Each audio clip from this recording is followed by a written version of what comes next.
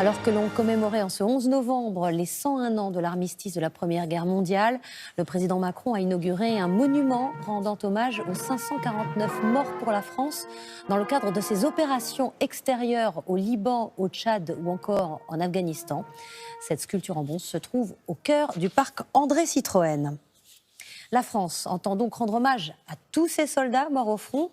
Mais en Alsace-Lorraine, certains se sont battus du côté allemand, ce qui n'a pas empêché d'inscrire sur les monuments aux morts leur nom francisé. L'enquête de l'Œil du 20h est signée Ambroise Bouleyss et Francis Simoes.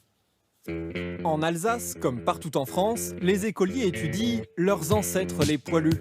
Mais dans leur région, l'histoire a été réécrite juste après la Grande Guerre. Bien souvent, leurs aïeux n'étaient pas des soldats français, mais allemands. Leur histoire a été effacée, leurs prénoms changés. Révélation sur un siècle de mensonges, gravés dans le marbre. Sous les drapeaux français en Alsace, les monuments aux morts dressent la liste des soldats tués dans la Grande Guerre. Comme Victor Wolf, mort en 1915 à 35 ans. Nous avons retrouvé son neveu, Ernest, 91 ans aujourd'hui. Et il est formel, Victor n'a jamais été français. Il combattait pour quelle armée? Mais pour l'armée allemande. Il n'est pas mort pour la France. Mais bien sûr, il était un soldat allemand. Tout le monde était un soldat allemand en Alsace. Car entre 1871 et 1918, l'Alsace-Lorraine fait partie de l'Empire allemand. Tous les Alsaciens nés pendant ces 47 années étaient de nationalité allemande. Ces soldats n'ont jamais été français. Ils sont nés dans les années 1890 et ils ont combattu sous l'uniforme allemand, sont morts allemands. Ils ont, pour certains, été tués par des soldats français.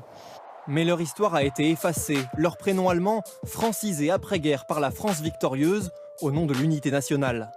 Comme le démontrent les actes de décès retrouvés aux archives départementales. Par exemple, sur le marbre Sébastien, s'appelait en fait Sébastiane. Léon était en réalité prénommé Léo. Quant à Charles, c'était Karl jusqu'à sa mort. 50 000 morts auraient été ainsi rebaptisés par les autorités françaises dans les années 20. Une réécriture de l'histoire qu'Éric Hedwiller et son association aimeraient voir décryptée dans les manuels scolaires. On peut regarder à toutes les pages. Il n'est jamais question de l'Alsace-Lorraine. C'est la région de nos élèves, donc leurs ancêtres ont combattu dans l'armée allemande, mais ils ne le savent pas parce que ce n'est écrit nulle part. C'est choquant parce que c'est une trahison par rapport à nos arrière-grands-parents. Pour la première fois ce matin à Holzheim, la cérémonie mettait à l'honneur un uniforme de poilus et un autre de Feldgrau, les soldats allemands de 14-18.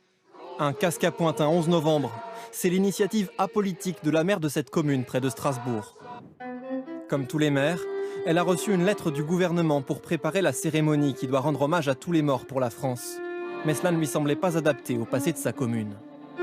C'est pas suffisant. C'est un document général qui malheureusement ne souligne pas suffisamment la réalité de l'histoire alsacienne. Finalement, on le sait bien, l'histoire est souvent écrite par les vainqueurs. Et il est dommage qu'on ait un petit peu balayé cette réalité de l'histoire. Interrogé sur le silence réservé à ces soldats d'Alsace-Lorraine dans les hommages officiels, le ministère des Anciens Combattants répond que, n'étant pas morts pour la France, leur cas n'est jamais évoqué le 11 novembre. Ces oubliés de la Grande Guerre ne sont pas prêts de se retrouver dans les manuels d'histoire. Le Soleil est rendez-vous avec Mercure. La plus petite planète du système solaire a tenté d'éclipser notre astre de feu, mais en vain, vu sa taille. Les astronomes ont tout juste observé en milieu de journée un point noir traverser la lumière. Il faudra attendre 2032 pour qu'un tel phénomène se reproduise. C'est la fin de ce journal. Dans un instant, Anaïs Baïdemir pour le journal météo, puis le feuilleton Un si grand soleil, suivi du téléfilm Piège blanc. À 23h, le journal de Martin Bomer sur France Info. Bonne soirée, à demain. Retrouvez toute l'actualité en continu sur France Info, canal 27.